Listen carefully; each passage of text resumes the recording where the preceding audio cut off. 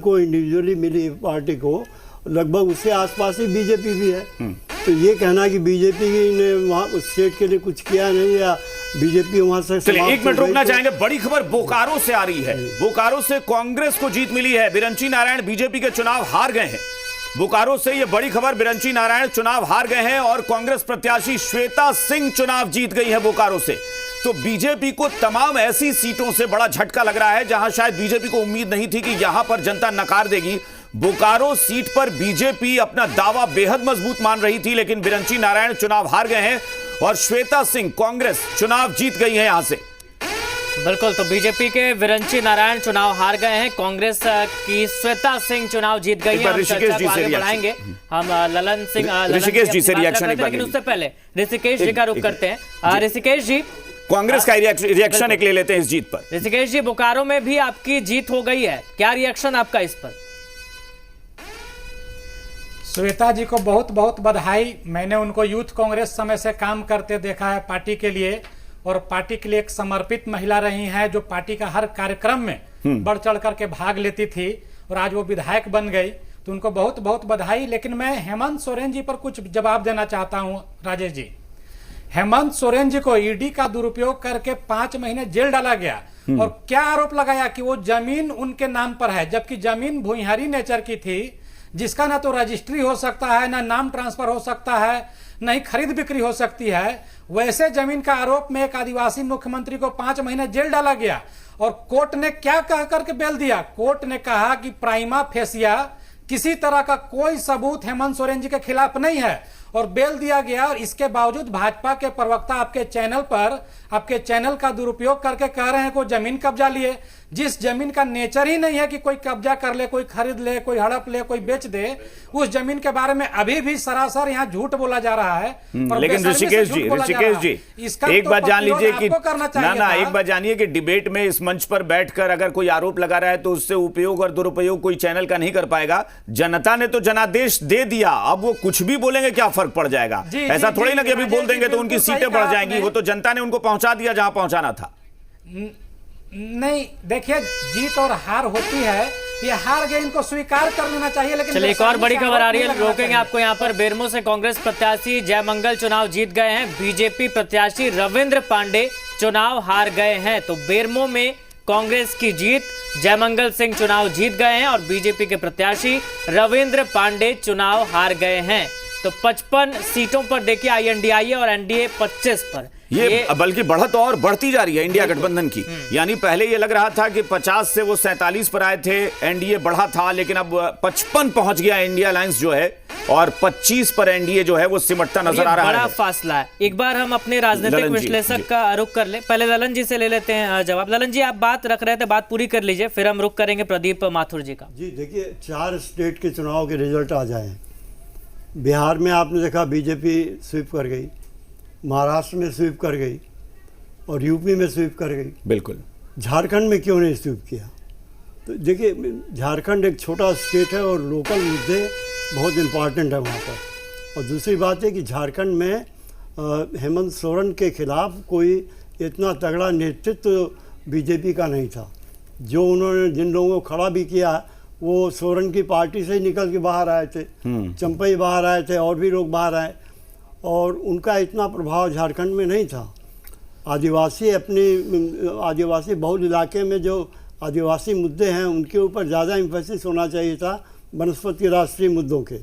और बीजेपी अपने विकास के मुद्दे पर बात कर रही थी, ठीक है। बीजेपी ने ये भी जो कहा कि बांग्लादेशी से घुसपैठिए बहुत आ गए हैं, तो वो भी सही हो, एक राष्ट्रीय मुद्दा इस देश का है। लेकिन वहाँ पर जनता को ये बात उतनी अपील नहीं की जितनी कि उनके अपने जो मुद्दे थे उनके ऊपर बीजेपी ने उतना प्रभावशाली वक्तव्य नहीं दिया या कोई इतना प्रभावशाली काम नहीं किया। और जनता को लगा कि जो हमारे अपने नेता, लोकल नेता हैं, हेमंत सोरेन और उनका परिवार, जैसे कल्पना सोरेन का मैंने बताया कि बहुत बड़ी भूमिका है कल्पना सोरेन की जीत में।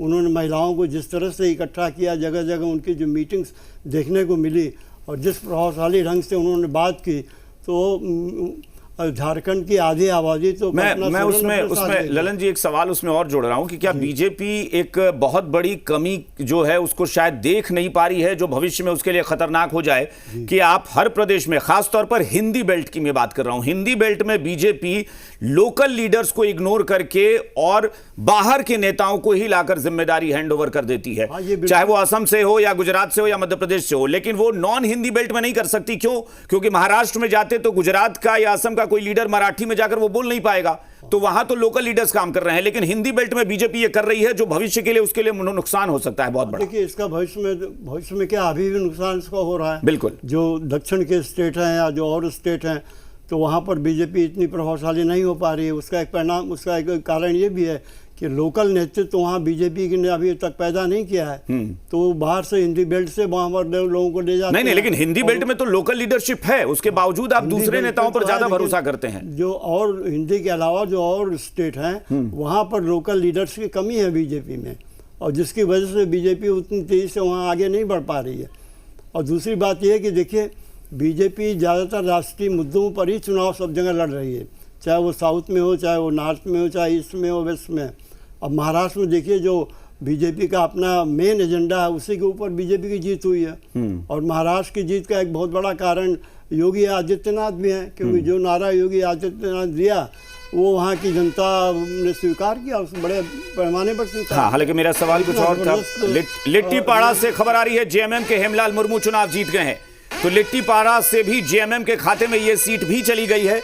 हेमलाल मुर्मू यहां से चुनाव जीत गए हैं। एक एक करके अब परिणाम, चूंकि पहले रुझान थे कि बढ़त है या आगे या पीछे चल रहा था, लेकिन अब परिणाम की तरफ ये सारे आंकड़े जाने लगे हैं। धीरे धीरे करके हम रिजल्ट आपको बता रहे हैं।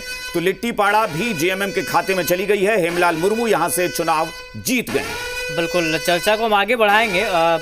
प्रदीप जी के पास, माथुर जी का एक बार रुख कर लेते हैं। एक और चीज देखने को मिल रही है, देखिए भ्रष्टाचार का मुद्दा बीजेपी ने खूब बुनाया, लेकिन इसका जो रुझान या नतीजों में असर है वो नहीं दिख रहा है। दूसरी बात, आलमगीर आलम कहाँ है सबको पता है, क्या आरोप लगे। उनकी पत्नी को कांग्रेस ने टिकट दिया, 70,000 वोट से करीब वो आगे चल रही हैं। क्या इसके पीछे की वजह है कि भ्रष्टाचार के आरोप लगते हैं, इस्तीफा देना पड़ता है, आलमगीर आलम साहब जेल में है, लेकिन उनकी पत्नी इतने बड़े मार्जिन से आगे चल रही है?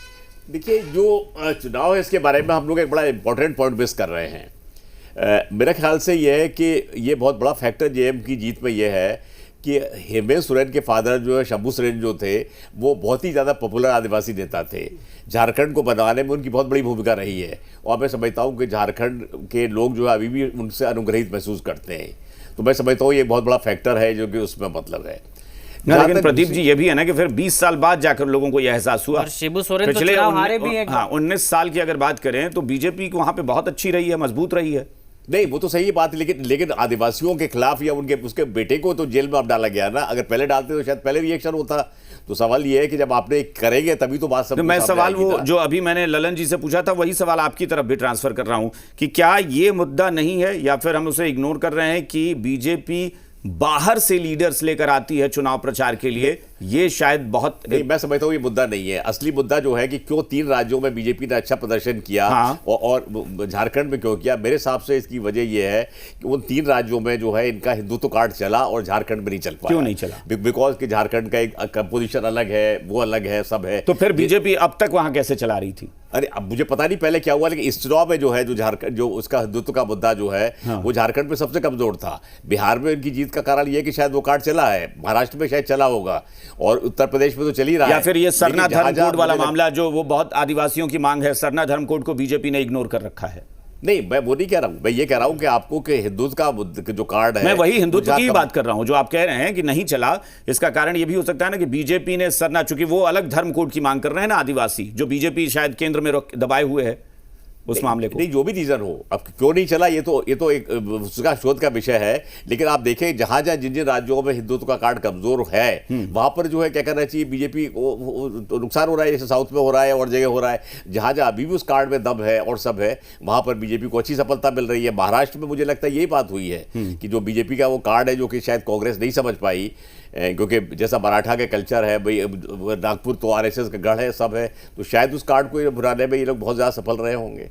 एक बार यानी अब भी आपको लग रहा है कि मतलब कुछ ऐसी चीजें हैं जो शायद विश्लेषण इसका मतलब नहीं निकल कर आ पा रहा है कि हकीकत वजह क्या रही? नहीं, देखिए, तो आपने कहा हिंदुत्व कार्ड नहीं चला, क्यों नहीं चला इसका कोई रीजन नहीं समझ में आया। नहीं, देखिए इंपॉर्टेंट बात यह है कि हम लोग आर्थिक मुद्दों की बात करते हैं, डेवलपमेंट इसकी बात करते हैं, ये कार्ड नहीं चल पा रहे हैं क्योंकि आप आर्थिक दृष्टि से देखें तो बीजेपी का कहीं भी जीतना कोई लॉजिक ही नहीं है। जिस तरह महंगाई बढ़ रही है, बेरोजगारी बढ़ रही है, उसके बारे में प्रचार हो रहा है, कहीं उसका लॉजिक ही नहीं बनता बीजेपी का। तो आपको देखना पड़ेगा कि बीजेपी की विक्ट्री का लॉजिक क्या और स्टेट्स में, मतलब लेकिन क्या वो लॉजिक जो लेकिन झारखंड में अप्लाई हुआ नहीं हुआ। नहीं, लेकिन स्टूडियो में बैठकर हम ये नहीं कह सकते ना कि कोई लॉजिक नहीं बनता है। बीजेपी चुनाव जीत रही है, इसको इग्नोर कैसे करते हैं, कैसे इनकार करते हैं? हम लोग एनालिसिस कर रहे हैं ना, एनालिसिस में, लेकिन जनता ही तो वोट कर रही है ना। ये तो हम कह नहीं सकते कि जनता वोट नहीं कर रही है। अगर प्रचंड जीत मिल रही है तो वोट देने वाले कौन थे? जनता ही थी वहां महाराष्ट्र की।